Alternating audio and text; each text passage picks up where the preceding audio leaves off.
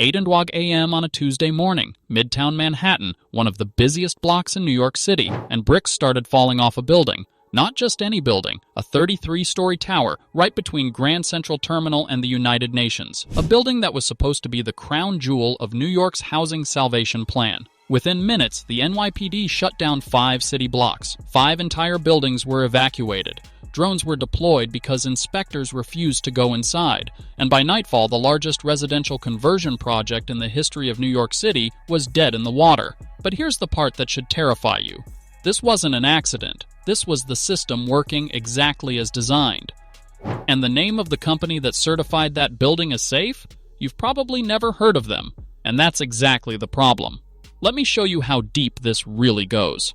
Let's start with what this building was supposed to be. 35 East 42nd Street. For decades, it was Pfizer's global headquarters. The pharmaceutical giant that put its name on half the medicine cabinets in America ran its entire empire out of that tower. Then Pfizer left. The building emptied out, and that's when Nathan Berman saw an opportunity. Berman is a real estate developer who built his entire reputation on one idea: take dead Manhattan office towers and convert them into apartments. And the city loved him for it. He and his partner, David Werner, took the lease on the 33-story tower for $47 million. They bought the 10-story building next door for $142 million. In May of last year, they closed a $720 million construction loan, a record for a residential conversion in New York City. The plan? 1,602 apartments, 400 of them affordable housing, the largest office-to-residential conversion in the history of New York. And on top of that 10-story base building, they were going to sink. Act 19, brand new floors. This wasn't just another real estate project. This was the proof of concept for the entire city's housing strategy. If this worked, it would prove that New York could solve its housing crisis by converting empty office towers into homes. But there was one problem. Somebody had to certify that the building could actually handle all that extra weight. And the person who did that, they weren't working for the city. They were working for the developer. Tuesday, July 7th. Just before 8:00 a.m., steam fitters from Local 638 were running sprinkler pipes on the 21st floor when they felt something move. 2 load-bearing columns buckled. The floors above them started to sag. One of the workers, a man named Cliff Johnson, later described what he saw in 6 words. The beams had bent like cigarettes.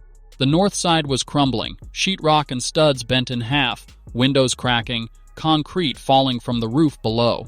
The fire department got the call just before 8:00 a.m., and their response tells you everything you need to know about how bad this was. They declared a frozen zone from East 40th to East 45th Street, between 1st and 3rd Avenues.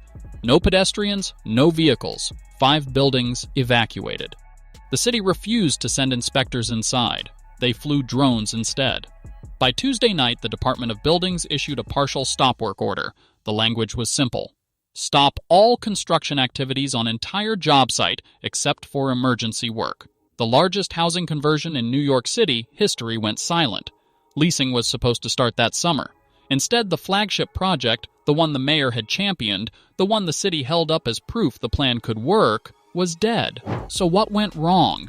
Metroloft, the developer, had an answer. They said the columns buckled under the added weight of the newly expanded upper floors. Pause on that for a second. The added weight wasn't a surprise. That was the plan. That's what they designed. That's what they built. New floors on a 10-story base at 219 East 42nd. 4 more floors added to the 33-story tower next door. 0.3 million square feet when it was finished. The only real question is, who looked at that math and approved it? Because here's a number that should have made somebody slow down. A study by Moody's Analytics found that only about 3% of New York's office buildings are realistic candidates for conversion. 87% out of 100 office towers in this city are the wrong shape, the wrong frame, or the wrong bones for the job. And this building? It wasn't walking in clean.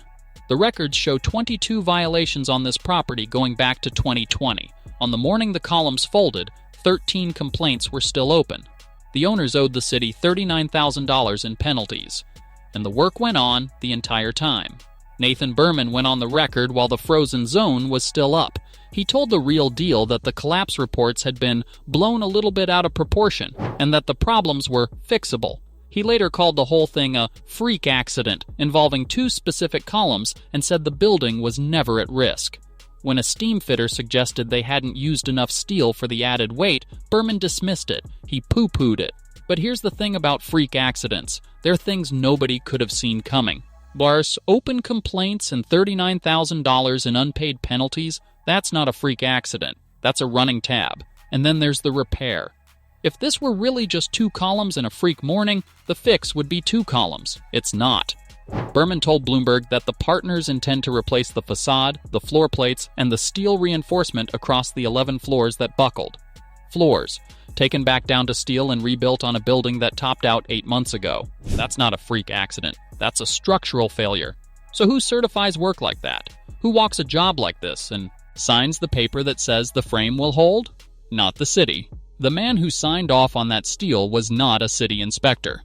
He was hired and paid by the people who needed the answer to come back yes. And when the first voices in New York started saying that out loud, they didn't come from the right. They came from the unions. Because this arrangement isn't a loophole somebody found, it's how New York City has done business for decades. The city allows developers to hire private third-party inspectors to certify the safety of their own projects. The developer picks the firm. The developer pays the firm. The firm's report fills the oversight gap at the city agency that doesn't have the staff to check every beam in every building going up. Let me say that again. The man who profits if the building goes up on schedule chooses the man who decides whether the building is safe to keep going up. And nobody can say they weren't warned. In April of 2003, the controller of the city of New York published an audit of this exact program. The city's own auditors described the system plainly. Self-certification lets licensed engineers and architects affirm that plans comply with the code, which eliminates plan review by the department. That wasn't a warning, buried in the fine print. That was the sales pitch. Removing the city's review was the feature, not the bug. Years ago, they sold this to the public as progress, and since 2020, more than 17,000 apartments have been proposed through office conversions in New York City. Both the Adams administration and the de Blasio administration championed conversions. Both worked to accelerate approvals. Faster approvals. Same inspection arrangement. More buildings. On Wednesday morning, July 8th, with the frozen zone still partly up and 11 floors of steel waiting to be torn out, the mayor of New York stood on a podium and was asked whether any of this changes the plan. His answer? I continue to consider the conversion of office space into residential space as part of our answer to the housing crisis. He added that it has to be done safely and accountably, and he confirmed he still supported the relaxed regulations under the City of Yes housing framework, the rules that let projects like this one move faster. On Tuesday, a building nearly came down on 42nd Street. On Wednesday, the mayor was asked if the program needed to change, and the answer was, the program stays. Not paused, not reviewed, doubled down. The sharpest words spoken about this job site didn't come from a Republican or a landlord.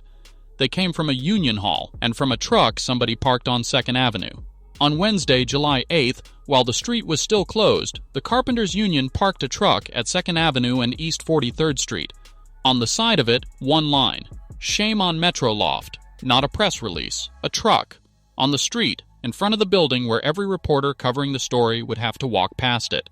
And then Local 79 of the Laborers International Union spoke. Their business agent, Anthony Williamson, put it this way: "This is the contractor cutting corners. This is corporate greed. This is profit put ahead of people." He said it never would have happened with skilled craft workers on the job. Read that again. That's the language of the labor left, aimed at a job site in a city run by a democratic socialist, while that same mayor stood a block away defending the framework that produced it.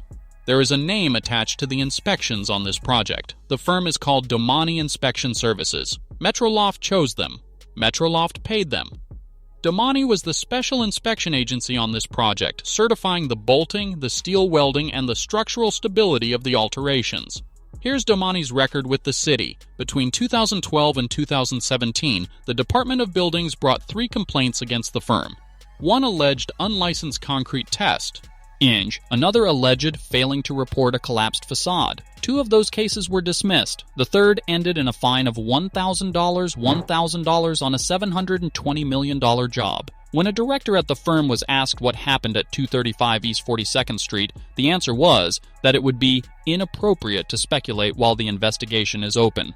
Nothing here was hidden. The audit was published in 2003. The inspection arrangement is written policy. This building didn't fail because the system broke down. The system worked exactly the way it was built to work. You now know who certifies the buildings going up in your city.